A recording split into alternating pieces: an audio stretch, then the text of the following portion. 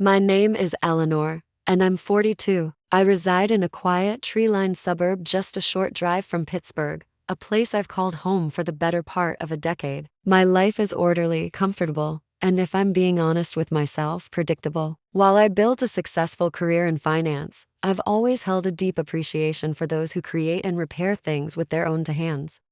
My one true indulgence, a vintage 1968 Jaguar E-Type, sits in my garage, a beautiful but temperamental beast. For months, it had been a source of frustration, running rough and refusing to start on damp mornings. The dealership mechanics were condescending and expensive, and the last specialist I'd hired left a grease stain on the leather seat and a hefty bill on the counter, without actually solving the problem. My patience had worn thin. One crisp autumn afternoon, I was venting to my neighbor Carol over the fence. "I swear I'm about to sell the thing," I lamented. She listened patiently before a thought struck her. "You know," she said, "my son mentioned a young man who started his own mobile mechanic service. He fixed their old truck when no one else could. Said the kid was incredibly thorough and honest. His name is Leo." She found his number for me, scrawled on a napkin in her kitchen. I hesitated. A mobile mechanic? It sounded like a gamble, but I was tired of being overcharged and underserved. That evening, sitting in my quiet study, I stared at the number, wondering if I was about to make another mistake. Finally, I took a breath and dialed. The phone rang twice before a voice answered. "Hello," it was a young voice, clear but with a certain cautiousness. "Hi," I began, my tone more confident than I felt. "My neighbor Carol gave me your number. I'm looking for someone to take a look at my car. Are you available?" I heard a subtle shift on the other end, a straightening of posture I could almost feel through the line. "Yes, absolutely. I could come by tomorrow if that's convenient for you." I gave him my address. After we hung up, I held the phone for a long moment. It was a strange flicker of hope. Maybe this would be different. The next morning, a clean but clearly aging white service van rattled its way up my driveway. My heart sank a little. It had a hand-painted logo on the side, neat but obviously not professionally done. I watched from the kitchen window as a young man hopped out. He couldn't have been older than 24, with a lean build, dark, focused eyes, and hands that already looked like they knew their way around an engine. He moved with a purpose that belied his age. I took a deep breath, smoothing my sweater, and reminded myself to keep my expectations in check. I opened the front door just as he was about to ring the bell. That first impression is etched in my memory. He was tall and composed, dressed in clean work pants and a simple gray t-shirt. His dark hair was short and neat. He wasn't wearing makeup or jewelry, but he carried himself with an unassuming confidence. "Hi, I'm Eleanor," I said, offering a small smile. "You must be Leo." "Yes, ma'am. Thank you for the call." A genuine politeness emanated from him.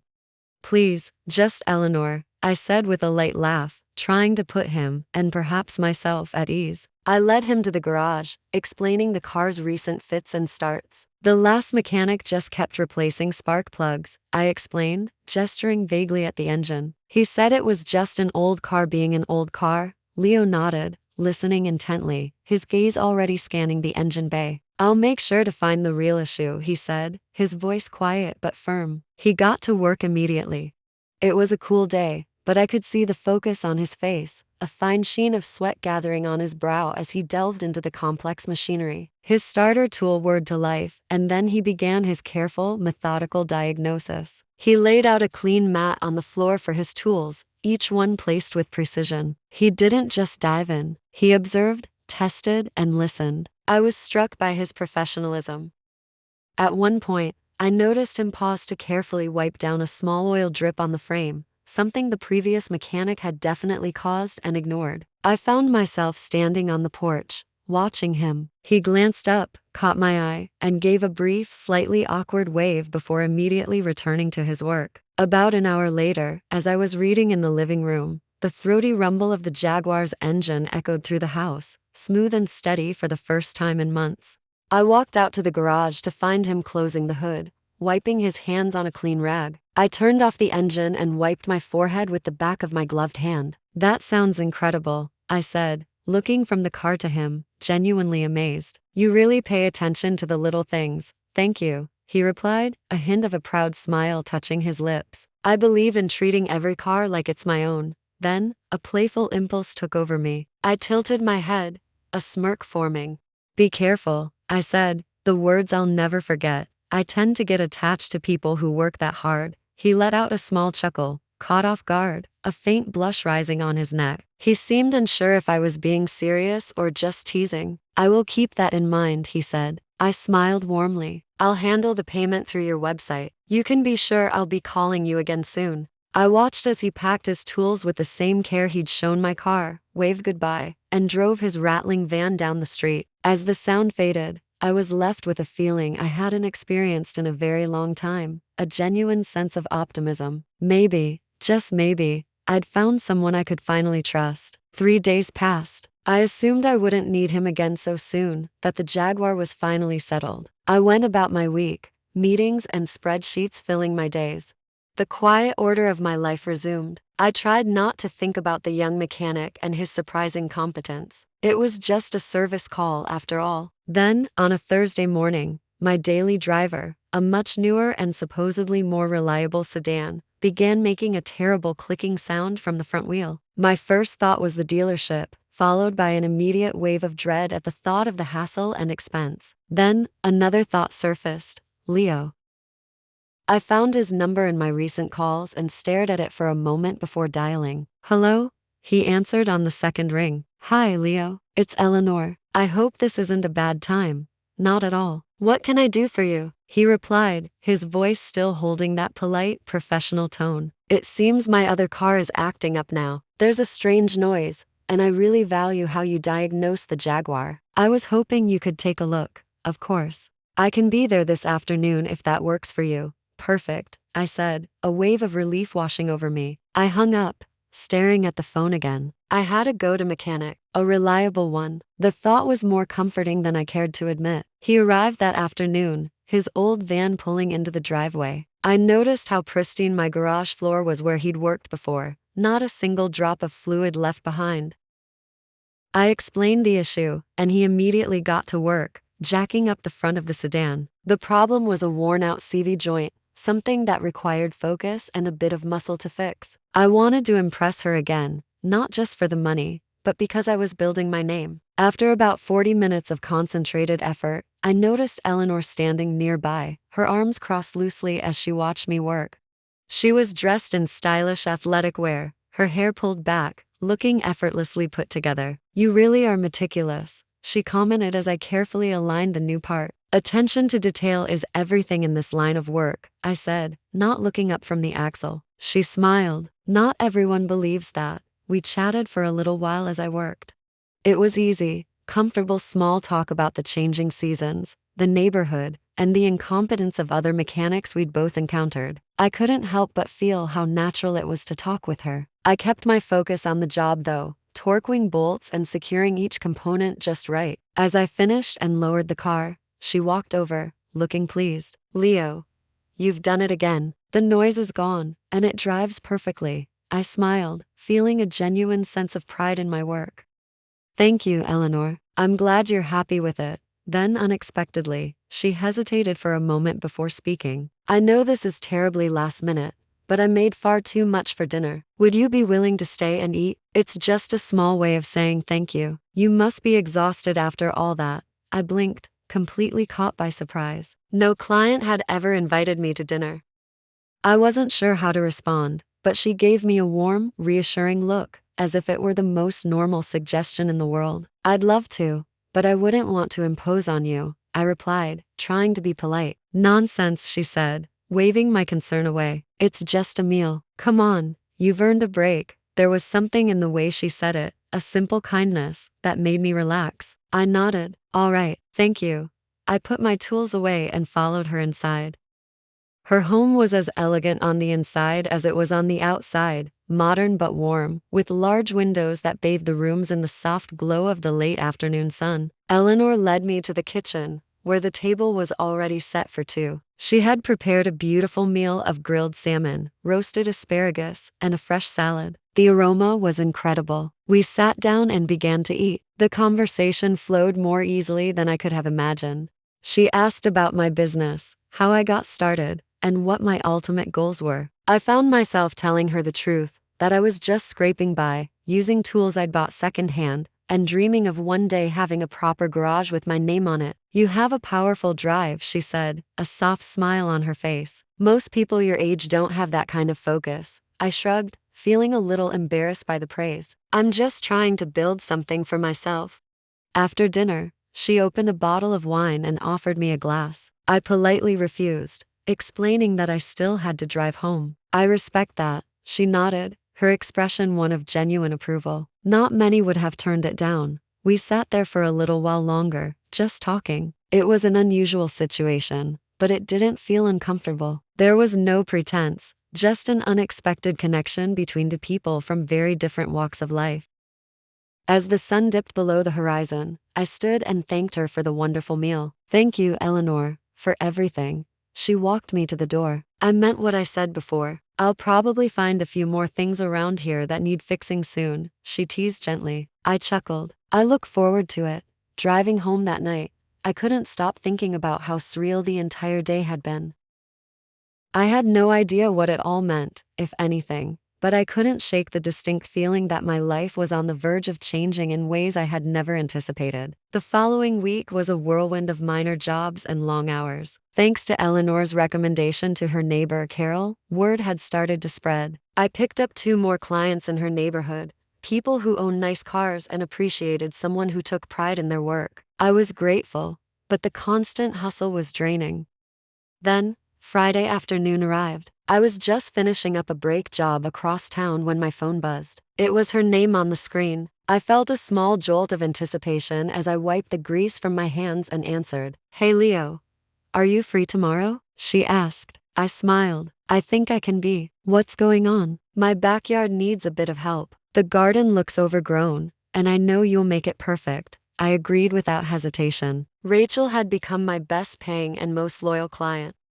I'd be lying if I said I didn't look forward to working at her place. There was something calming about her home, her energy. The next morning, I loaded my tools into the van and headed over. As I pulled into her driveway, I noticed her standing on the front steps waving with a smile. She was wearing casual jeans and a fitted white shirt, simple, elegant, effortlessly graceful, like always. Morning, Alex, she greeted me. Morning, Rachel.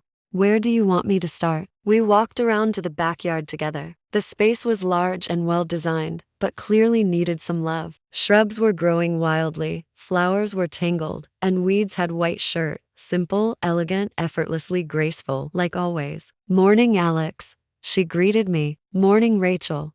Where do you want me to start? We walked around to the backyard together. The space was large and well designed, but clearly needed some love. Shrubs were growing wildly, flowers were tangled, and weeds had claimed the stone pathways. I know it's a lot, she admitted. Take your time. I'm around if you need anything. I got to work. The sun was high and relentless. Sweat poured down my back as I trimmed, pulled, raked, and shaped everything into order. I worked for hours without even thinking about the time. Occasionally, I caught Rachel watching me from the kitchen window or stepping out with a glass of iced tea to offer me. I declined at first, focused on finishing the job, but eventually gave in when she insisted. Come on, Alex, she said, handing me the cold glass. Even the hardest workers need a break. I sat on the back steps for a few minutes, sipping the cold drink and staring out at the half-finished garden. Rachel sat down next to me. You're really dedicated to this, she said softly. I nodded. It's my name on the business. I want people to remember me for good work. She smiled at that. Well, you're doing just that. I went back to work and finished the job by early evening. The transformation was undeniable. The hedges were perfect, the flowers neat, the weeds gone. It looked like a completely different backyard. Rachel came out and gasped in delight. Alex, it's beautiful. You've outdone yourself. Thank you, I said, brushing dirt from my gloves. Then came the unexpected moment. She paused, almost hesitant, then said, Listen, I know it's not usual, but would you like to stay for dinner? It's just me here, and I made way too much food. Consider it a small thank you. I hesitated, caught off guard again, the same way I had been before. This wasn't standard client behavior, but something about her tone, the casual ease, made it feel natural. Sure, I replied after a moment. Thank you. I packed up my tools and followed her inside. Her home felt different in the evening light, warm, inviting, peaceful. Soft music played from a speaker in a living room. The smell of roasted chicken and vegetables filled the air. We sat at the I replied after a moment, "Thank you." I packed up my tools and followed her inside. Her home felt different in the evening light, warm, inviting, and peaceful. Soft music played from a speaker in a living room. The smell of roasted chicken and vegetables filled the air. We sat at the kitchen table again. The conversation picked up where we had left off last time. I told her about my childhood, my decision to start my own company, and the struggles of running a business with barely any money. Rachel listened intently, occasionally nodding and asking thoughtful questions. It didn't feel like an interview. It felt like two people genuinely getting to know each other. "You're very brave, you know," she said at one point. "Most people wouldn't take the risk." "I don't know if it's brave or just stubborn," I laughed. We finished dinner, and she opened another bottle of wine. "I know you won't drink because you're driving, but I'm having a glass anyway," she teased playfully. I smiled. Fair enough. It was dark by the time I stood to leave. I thanked her again for everything. As I walked toward the front door, she followed me and rested her hand lightly on my arm for just a second. I meant what I said. "You'll be hearing from me again," she said softly. I nodded, unsure what to say. My heart was racing slightly, though I wasn't sure why. "Good night, Rachel." "Good night, Alex." I stepped out into the cool night air, climbed into my van, and sat there for a moment before starting the engine. Something about that evening felt like the start of something new. I didn't know what, but I wasn't going to overthink it. I just smiled to myself and drove home. The following weeks settled into a comfortable routine. I was building my client base, taking any call I could get. My days were long and physically demanding, a cycle of grease, sweat, and problem solving. But whenever Eleanor called, I made a point to clear my schedule. It wasn't just because she paid promptly and valued my work. It was because I genuinely enjoyed our interactions. Eleanor was unlike anyone I had ever worked for. She possessed a quiet confidence, a calm that seemed to radiate and make the long hours feel less like labor. Every time I arrived, that warm, genuine smile of hers was there to greet me. On one of those late summer afternoons, she called again. "Hi, Leo. I know you must be busy, but my son left his car here, and the brakes feel spongy. The last shop he took it to did a terrible job. I'll be there tomorrow," I said without a second thought. The next day, I brought my heavy-duty jacks and a full set of brake equipment to her house. The sun was relentless as I worked on the concrete driveway, disassembling the caliper and inspecting the rotors. As I was deep in my work, Eleanor came outside with 2 bottles of ice-cold water. "You're going to overheat out here," she said, her tone a mix of light-hearted joking and genuine concern. She handed one to me. "I've worked in worse," I grinned, gratefully taking a long drink and wiping the sweat from my brow. She didn't go back inside right away, instead leaning against the garage doorframe, watching me work. Our conversations were still light and friendly, but I sensed a subtle shift occurring between us, a deeper level of comfort and familiarity. "I've never met anyone who puts so much care into their work," she said at one point, her gaze following my hands as I bled the new brake lines. "You truly love what you do."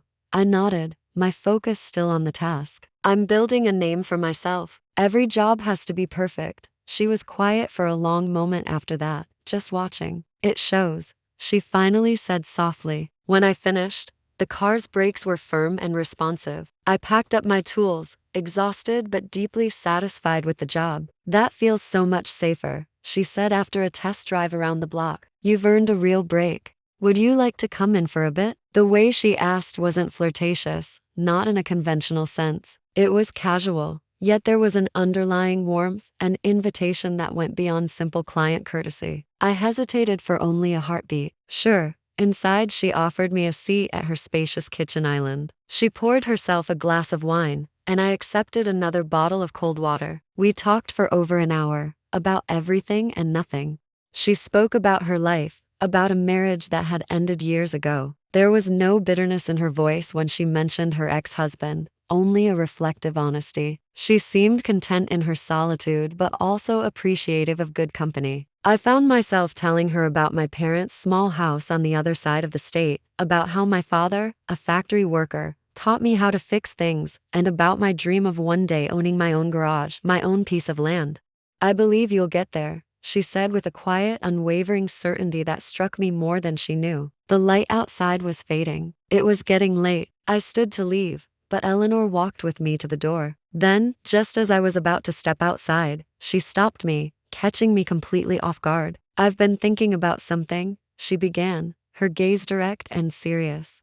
"You don't have to give me an answer right now, but I've been considering making an investment in your business. I see how much this means to you, and I truly believe in what you're doing." I froze, my hand on the doorknob. The words didn't compute at first. "An investment? Eleanor, that's incredibly generous," I managed to say, "but I don't know if I can accept something like that." She offered a gentle smile. "You don't have to decide now. Just think about it. I want to help you succeed."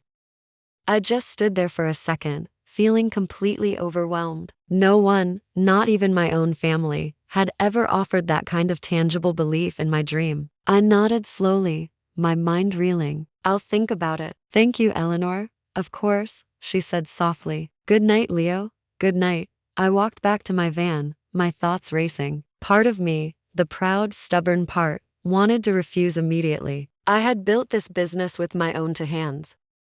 But another, more practical part of me knew this offer could change everything. It was the difference between struggling for another 5 years and actually building the company I envisioned. I drove home in a profound silence, the weight of her offer settling heavily in my chest. I knew this decision would require more than just a quick thought. The next few days were some of the most difficult I'd faced since starting my business. Sleep offered little escape as my mind turned her offer over and over. On one side was my pride, the fierce satisfaction of building something from absolutely nothing, even if it was small and perpetually on the edge of failing. On the other was Eleanor's offer, a lifeline that could propel me years into the future overnight. It represented a new service truck, advanced diagnostic equipment, and the ability to hire my first employee. By Wednesday, the uncertainty was unbearable. I knew I had to speak with her. I called and asked if I could stop by. "Of course," she said, her voice as warm and welcoming as ever. "I'll be home all afternoon." I parked my old van in her driveway, the same spot it had occupied so many times before, and walked up the stone path to her front door. My stomach was in knots. This wasn't a service call. This felt different, more significant. Eleanor opened the door and smiled. "Hey, Leo." "Hey, Eleanor," I replied, my voice a bit shaky. She led me into the kitchen, and we sat at the same table where we'd shared a meal. The atmosphere was relaxed, but I could tell she knew this was a serious conversation. "I've been thinking a lot about what you said," I began, my hands clasped on the table in front of me. "And first, I just want to thank you again. I've never had anyone believe in me like that." She nodded, listening silently, letting me find my words.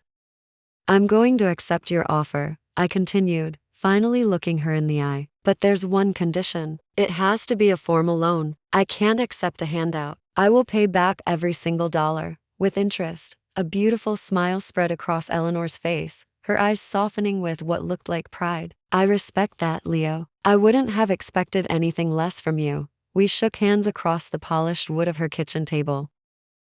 It wasn't a romantic moment, nor was it strictly business. It was something else entirely, a pact built on mutual respect and a shared belief in a dream. The following weeks were a blur of productive chaos. Eleanor wired the funds to my business account, and I immediately put them to use. I purchased a newer, larger work van and had my company logo professionally applied to the side. I invested in a state-of-the-art diagnostic scanner and upgraded all of my hand tools. The new equipment allowed me to work more efficiently and take on more complex, profitable jobs. I even hired my first part-time employee, a good kid from the local tech school. My business exploded faster than I could have ever imagined. By the end of the fall season, I had a waiting list of clients. Word of mouth was my best advertisement. I was no longer just the young guy with the beat-up van. I was the owner of a reputable, growing company. Eleanor remained my client.